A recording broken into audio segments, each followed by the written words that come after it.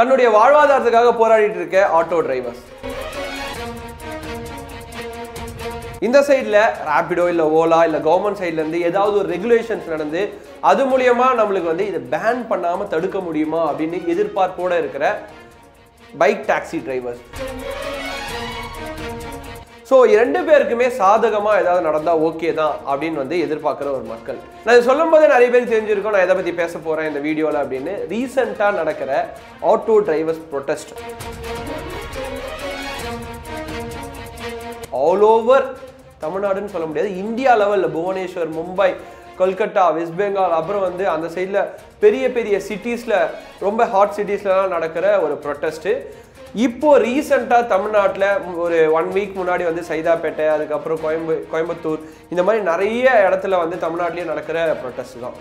So எதுக்காக போராடுறாங்க, உண்மையாலுமே என்ன ரீசன், ஸோ இதில் வந்து உண்மைத்தன்மை எப்படி இருக்குது அப்படின்றத நம்ம இந்த வீடியோவில் பார்க்க போகிறோம். ஸோ இந்த மாதிரி நடக்கிற நிறைய விஷயங்கள், பாலிடிக்ஸு, சினிமாவெல்லாம் நீங்கள் ரெகுலராக தெரிஞ்சுக்கணும்னு நினச்சிங்கன்னா நம்ம சரக்கு ரயில் சேனலை சப்ஸ்கிரைப் பண்ணி வச்சுக்கோங்க.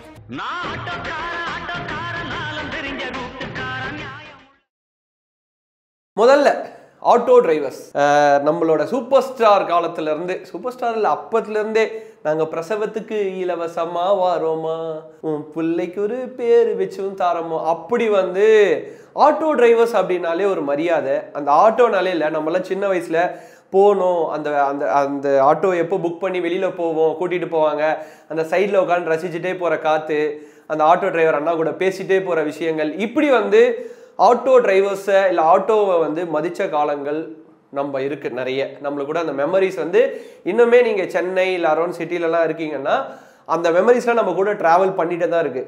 பட் ஆனால் இந்த ரீசன்ட் டைம்ஸில் அப்படி நல்ல ஆட்டோ டிரைவர்ஸ்லாம் பார்த்த நம்ம இந்த ரீசன்ட் டைம்ஸில் என்னென்னா ஒரு சிலர் பண்ணுறது அந்த ஒரு விஷயத்தால் மொட்டை ஆட்டோ டிரைவர்ஸ், அந்த ஆட்டோனாலே வெறுக்கிற அளவுக்கு மக்கள் வந்து போகிறதுக்கான முக்கியமான ரீசன் என்னென்னா, நம்ம பார்த்துருப்போம், நம்மளுக்கு பர்சனல் எக்ஸ்பீரியன்ஸே நிறைய இருக்குது.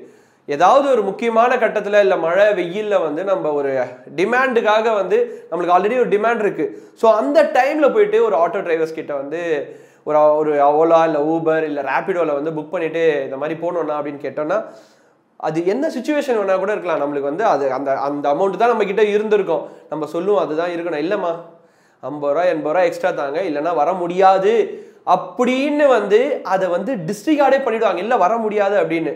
ஸோ இந்த மாதிரி வந்து மக்கள்கிட்டையும் ஆட்டோ டிரைவர்ஸ்கிட்டையும் வந்து நிறைய கேப் வந்து கொஞ்சம் கொஞ்சமாக க்ரியேட் ஆக ஆரம்பிச்சுது. அதை தவிர்த்து வந்து சில டிரைவர்ஸ்லாம் வந்து அந்த ரேஷ் டிரைவிங் அப்படின்னு சொல்லுவாங்கல்ல, அதாவது நம்ம 4 பேர்கிட்ட திட்டு வாங்கிட்டு ஒரு இடத்துக்கு போகிறது எப்படி இருக்குது, ரொம்ப நார்மலாக போகிறது எப்படி இருக்குது அப்படின்ற மாதிரி அந்த ரேஷ் டிரைவிங்கை நிறைய பேர் எடுக்க ஆரம்பித்தாங்க. அதனாலேயும் மக்களுக்கும் அவங்களுக்கும் உள்ள கேப் வந்து பெருசாக க்ரியேட் ஆரம்பிச்சுது. இன்னும் நிறைய விஷயத்தையே சொல்லிகிட்டே போகலாம். நீங்கள் ஏதாவது ஒரு 1 கிலோமீட்டர் 2 கிலோமீட்டர் மினிமலாக நம்ம சென்னையில் எங்கேயாவது ட்ராவல் பண்ணணும் அப்படின்னா நம்ம ஏதாவது போய் கேட்குறோன்னா அங்கே ஒரு ஸ்டாண்ட் இருக்கும். அந்த ஸ்டாண்டில் வந்து அவங்களே சொல்லிவிடுவாங்க, அவ்வளோதான் 100 ரூபா தான், அதுக்கு மேல்பட்டுலாம் கம்மியாக முடியாது, நடந்து போயிடுங்க அப்படின்ற மாதிரி நம்மளை அந்த இடத்துல எப்படி இருக்கும்னா நம்மளுக்கு ஒரு எம்ப்ரேசிங்காக இருக்கும். அவ்வளோதான் முடிஞ்சிச்சு போச்சு, நம்மளால் ஆட்டோவே இதுக்கு மேல்பட்டு வேறு யாரும் கூட்டின்னு போக மாட்டாங்க அப்படின்னு போய் நம்ம வேறு ஆப்ஷனே இல்லாமல் அந்த இடத்துல நிற்போம்.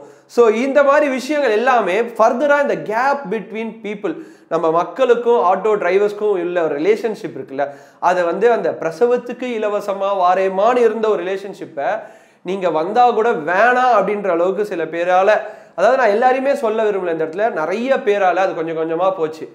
ஸோ அதுக்கப்புறம் என்ன ஆச்சு, இந்த ஆப்லாம் இன்ட்ரடியூஸ் ஆன பிறகு இந்த ஆப் மூலியமாக நிறைய பேர் வந்து ஆட்டோ டிரைவர்ஸ் வந்து கம்மியான ரேட்டில் கூப்பிட்டு போயிட்டு இருந்தாங்க. ஸோ அதுக்கப்புறம் என்ன ஆச்சு, அதுலேயுமே ஒரு ட்விஸ்ட்டு, நீங்கள் வந்து ஒரு 50 ரூபா 80 ரூபா எக்ஸ்ட்ரா கொடுங்க அப்போ தான் நாங்கள் வருவோம்னு சொல்லி.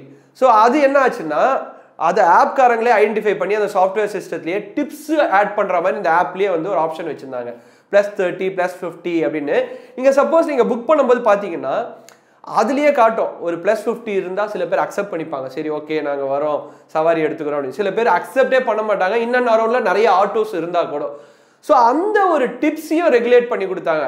அதையும் மீறி என்ன ஆச்சு அப்படின்னு பார்த்தீங்கன்னா நிறைய பேர் இன்னும் எக்ஸ்ட்ரா அமௌண்ட் கேட்டிருக்காங்க. ஸோ ஃபர்தராக நிறைய கேப்ஸ் க்ரியேட் ஆகிட்டே போயிட்டு இருந்தது.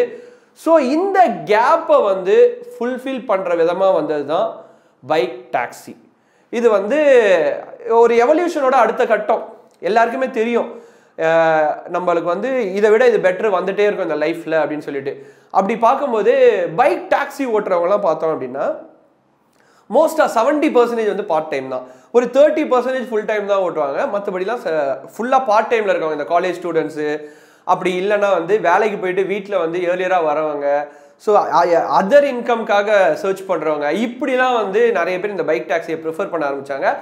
ஸோ நார்மல் மக்களாக இருக்கிறதுனால அவங்களுக்கு தெரியும் நம்ம இதெல்லாம் போகிறோமே, நம்ம எக்ஸ்ட்ரா எதுவும் வாங்கக்கூடாது, இல்லை வாங்கினா கிடைக்காது, கேட்டால் கிடைக்காது அப்படின்றதுனால அவங்க பெருசாக புஷ் பண்ண மாட்டாங்க. ஸோ இது வந்து மக்களுக்கு ரொம்ப பிடிக்க ஆரம்பிச்சுது. ஆட்டோ டிரைவர்ஸ்க்கும் மக்களுக்கும் கிரியேட் ஆன ஒரு கேப்பை வந்து இந்த பைக் டாக்ஸி உள்ள வந்ததுனால மக்கள் விரும்ப ஆரம்பிச்சாங்க. முக்கியமான விஷயம் வந்து அஃபோர்டபிலிட்டி. ஒரு இடத்துக்கு போகிறோம், 150 ரூபா கொடுத்து ஒருத்தர் ஒரு ஆட்டோவில் போயிருந்த காலங்கள் போய் 50 ரூபா கொடுத்தாலே அந்த இடத்துக்கு போயிட முடியும். அதே சேஃப்டி தான், ஒன்றும் பெருசாலாம் விஷயம் கிடையாது. பட் சீக்கிரமாகவே போக முடியும் அந்த டிராஃபிக்கில் அப்படின்னா. ஸோ மக்கள் விரும்ப ஆரம்பிச்சாங்க. மக்கள் கிட்ட போய் ஈஸியாக ரீச் ஆக ஆரம்பிச்சுது. ஒருத்தர்கிட்ட நான் இந்த ரேபிடோவில் போனேன், இந்த ஓலாவில் போனேன்னு சொல்லும் போது வேகமாக ஸ்ப்ரெட் ஆக ஆரம்பிச்சுது. ஸோ இப்போ வந்து பைக் டாக்ஸியை நிறைய பேர் ப்ரிஃபர் பண்ண ஆரம்பிச்சுட்டாங்க. ஸோ ட்விஸ்டே அங்கே தான். என்னன்னா மக்கள் அதிகமாக ப்ரிஃபர் பண்ணும்போது ஆட்டோ டிரைவர்ஸ்க்கான அந்த டிமாண்டு கம்மியாச்சு. ஆனாலுமே அவங்க அந்த ரேட்ஸை கம்மி பண்ணுறதா இல்லை அப்படின்றது தான் இங்கே பிரச்சனையே.